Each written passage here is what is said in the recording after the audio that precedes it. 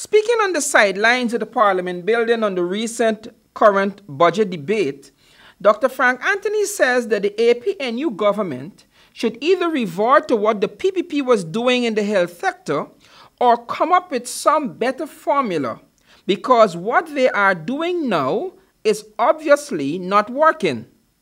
I think there are a number of things, a number of takeaway points. I think we know that in the public health system there are a number of problems and challenges.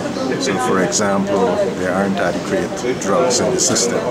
So one of the things that I emphasize is the shortages of drugs throughout the public health system.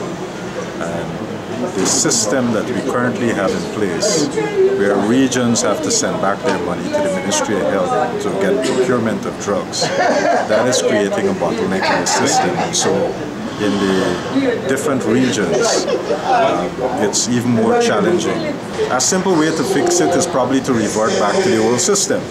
So that in itself will take care of some of the difficulties in the region. So that's one thing to do.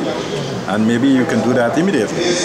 The minister, who is shadowing the Ministry of Public Health, said also that while in opposition, the coalition derided the sole sourcing method, but is now practicing that same approach.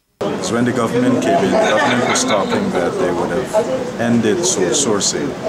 Unfortunately, the practice over the last couple of years have been that they've been sole sourcing huge sums of money. And we're not sure that we're getting value for these sole sourcing actions. Because when you sole source, there isn't a competition, so there's nothing to compare with. So we're not sure whether we could have gotten better prices.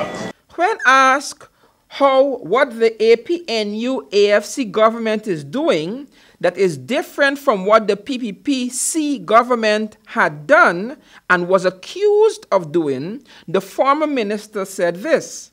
What we had was a pre-qualification of suppliers, which is different from sole sourcing.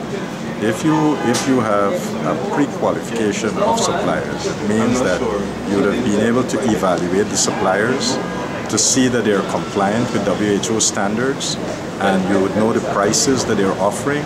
And so when you need these drugs, you can go to these pre-qualified suppliers, which is something that the WHO recommends. For Channel 2 Headline News, I am Wendell Jeffrey.